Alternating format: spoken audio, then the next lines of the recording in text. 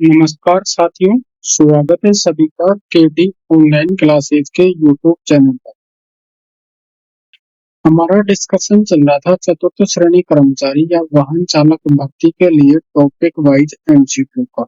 उसी को कंटिन्यू रखते हुए आज हम बात कर रहे हैं राजस्थान के प्रमुख रीति रिवाज और आभूषणों पर आधारित प्रश्नों का, जो फोर्थ ग्रेड कर्मचारी है उसके लिए बहुत महत्वपूर्ण होंगे। पहला क्वेश्चन है कि निम्न में से कौन सा संस्कार बच्चे के जन्म के बाद का है। बच्चे के जन्म के बाद का संस्कार कौन सा है, तो ये है जातकर्म। कौन सा है? जातकर्म। आगे बात करें मनुष्य का अंतिम संस्कार। मनुष्य जीवन है उसका अंतिम संस्कार कौन सा है, तो कौन सा है? अंत्येष्टि। आगे हम बात करें एक बार पुत्र के जन्म के अवसर बालक और उसके परिवार को ननिहाल पक्ष द्वारा वस्त्र और आभूषण दिए जाते हैं। इस रीति रिवाज को क्या कहते हैं? तो इस रीति रिवाज को क्या कहते हैं? जामन। Right answer option A. किसी समारोह में किसी देवता या देवी के सामने छोटे बच्चे के बाल पहली बार काटे जाते हैं।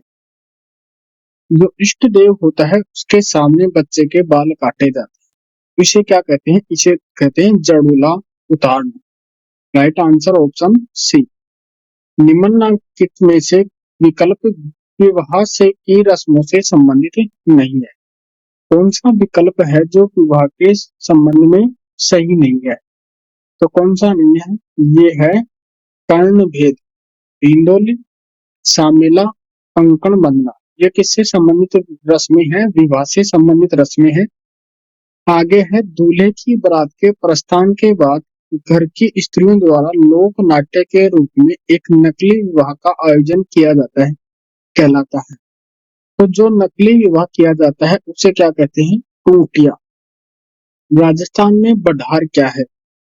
बढ़ार का मतलब क्या है? इसका मतलब है सामूहिक प्रतिभोज। राइट आंसर ऑप्शन ए।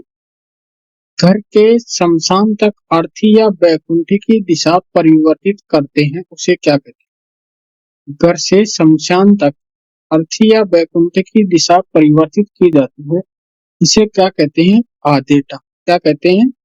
आदेटा। आगे बात करें बधर क्या है? क्या बधर क्या है? तो ये है अंत्येष्टि से संबंधित संस्कार। राजस्थान में लड़कियों की शादी में दहेज के साथ कुंवारी कन्याएं भेजे जाते हैं, इसे क्या कहा जाता है? पहले राजस्थान के अंदर लड़कियों की शादी होती थी तो उसके साथ दहेज में कुछ कुंवारी कन्याएं भेजी जाती थी, उसे क्या कहा जाता है? उसे कहा जाता है डावरिया। आगे बात करें राजस्थान में सती प्रथा को रोकने का प्रयास सर्वप्रथम कहाँ किया गया? सती प्रथा को रोकने का सर्वप्रथम प्रयास कहाँ किया गया? ये किया गया जयपुर रियासत के अंदर। Right answer option C. सती रोकथाम अधिनियम 1987 कानून किस राज्य सरकार द्वारा लागू किया गया? तो किसके द्वारा लागू किया गया? राजस्थान के द्वारा। राजस्थान में गोला, दरोगा, चाकर, चेला आदि संबोधन किसके लिए प्रयुक्त किए जाते हैं? तो किसके लिए प्रयुक्त किया जाते हैं? जो घरेलू दास है उसके लिए प्रयुक्त किए जाते थे। क्या क्या? गोला, दरोगा, चाकर, चेला।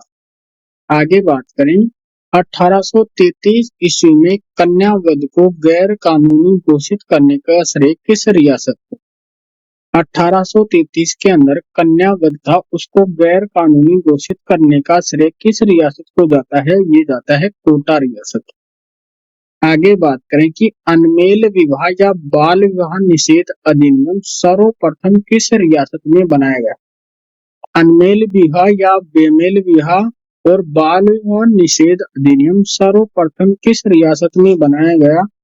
तो ये बनाया गया था कौन सी रियासत में? अलवर रियासत के अंदर। आगे हम बात करें राजस्थान के प्रमुख आभूषणों की। तो पहला क्वेश्चन दे रखा है निम्न में से कौन सा पुरुष का वस्त्र नहीं है? जो पुरुष वस्त्र नहीं है वो कौन सा है? तो ये है लप्पा।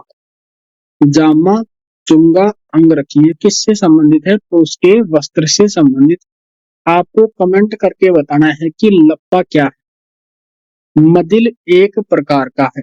मदिल है वो क्या है, एक पगड़ी का प्रकार है। आगे है कि उदयशाही, अमरशाही, विजयशाही और शाहजहां, ये सब क्या है, क्या क्या, उदयशाही, अमरशाही, विजयशाही और शाहजहां, ये सब क्या है, ये हैं राजस्थानी पगड़ियों की शैलियां।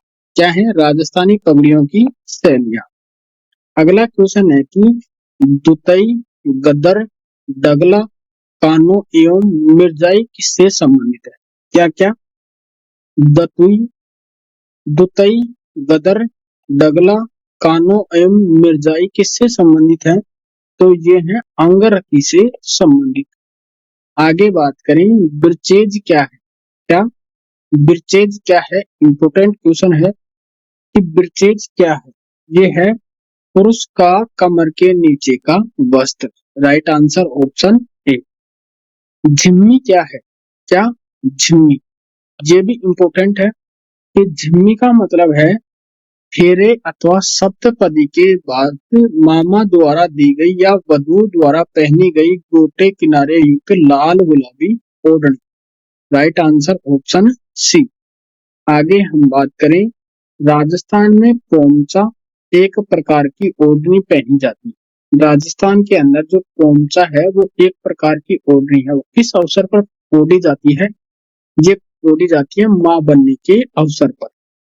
आगे हम बात करें, स्त्रियों द्वारा लहरिया भात की ओढ़नी किस माह में पहनी जाती है। लहरिया भात की ओढ़नी है वो किस माह के अंदर पहनी जाती है, ये पहनी जाती है श्रावण मास के अंदर। बांधों और रंगों कला के लिए राजस्थान में कौन सा स्थान प्रसिद्ध है। किस किस के लिए, बांधों और रंगों कला के लिए, तो ये है जयपुर जिला प्रसिद्ध है इसके लिए। भील पुरुषों द्वारा पहनी जाने वाली तंग धोती, भील पुरुषों के द्वारा पहनी जाने वाली तंग धोती क्या कहलाती है, ये कहलाती है देपाड़ा।